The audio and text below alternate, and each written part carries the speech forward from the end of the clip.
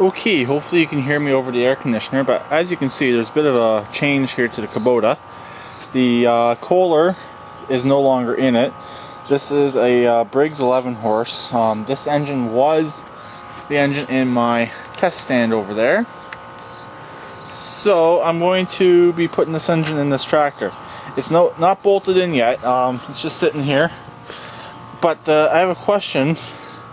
Will the fuel pump, will I be able to put an adapter on this dipstick and be able to run a fuel pump, even though it's a smaller engine, like I was attempted to do with the LT4000, or was it LT2000, or whatever the one tractor was that I sold.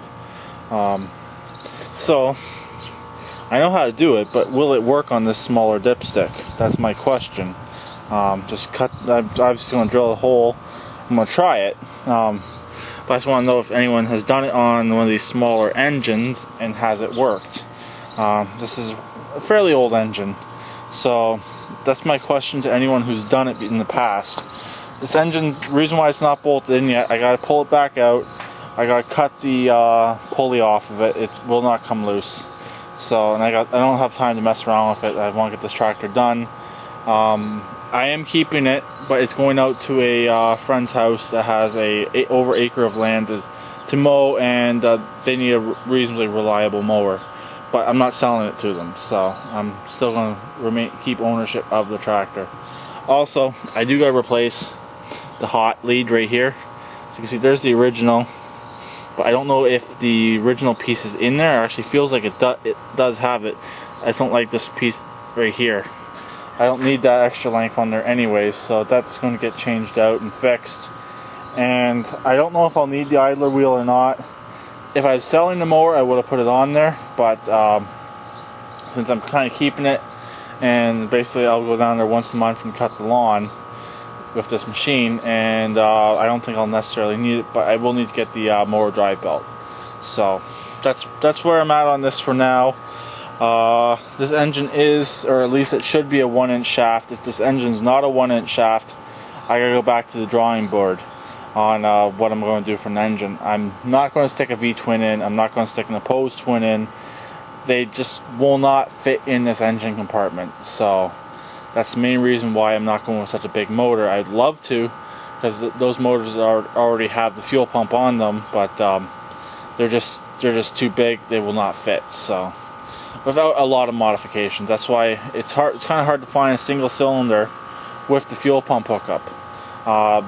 The person I had asked if he could find one for me. He hasn't got back to me. I imagine that's probably because he hasn't been able to find one. So anyways, that's where I'm at for now on this engine and the tractor. I just pulled the Kohler out this morning. It's sitting back in the roper, all bolted in, but not hooked up. Nothing's hooked up on it yet, so I'll probably work on that one day this week. I'm going to show you what the temperature is out here. It's quite warm, but luckily there is a breeze. Right there, and that is accurate. So, in Fahrenheit, that's Celsius, but I don't know what that is in Fahrenheit. It's right around 110 Fahrenheit. So yeah, it's quite warm, but luckily it's not horrible in the shade. It is bearable. It is okay to work out here. I can get stuff done. Only another issue, actually they're in here, never mind. I didn't think that I'd put the bolts back in this engine, but I do see them now. So I thought that might have been an issue. I got the shroud, it's sitting over here. This is an 11 horse 400cc. Or sorry, yeah, 400cc 11 horse. So Briggs and Stratton. It'll work. It's going to be a little bit underpowered. I know that for a fact. The way that their lawn is there right now, it's pretty bad. So I'm hoping this will even go through it with that motor, that weeny little motor. That's my only worry I got right now, that this motor is not going to be able to handle it. So that's the one problem. That's the one thing I'm worried about right now. But other than that, it should work. So, and this motor's actually smaller than the Kohler, but like I said, the Kohler just was too big. It just would not fit. And since I'm not selling this machine, I'd rather sell that Kohler engine and make back some money. I need to get some positive cash flow coming in. So, okay, I decided to make a second part, and as you can see, this is a different engine. This is actually a Tecumseh engine. I had issues with the Briggs. The Briggs engine is far too old and will not work. So the same question applies. If I add the little nipple here to the dipstick, will it work with the fuel pump? And secondly, with this motor, I need a starter. So the starter is shot on this motor, but this motor should run. So this is plan B. If I can find a starter and if I get positive feedback about the dipstick, I will be using this motor. And I've already test fitted the front piece. It will fit. This is also a one-wire charging system, which the stock engine was also.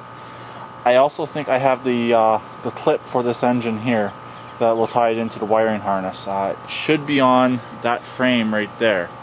So I'm just going to check its compression out. I'm just going to blow out the cylinder a bit. There's some sawdust in there.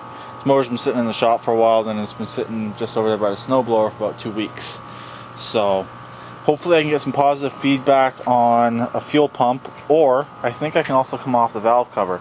If I drill and insert the piece into the valve cover, I believe I can accomplish the same thing.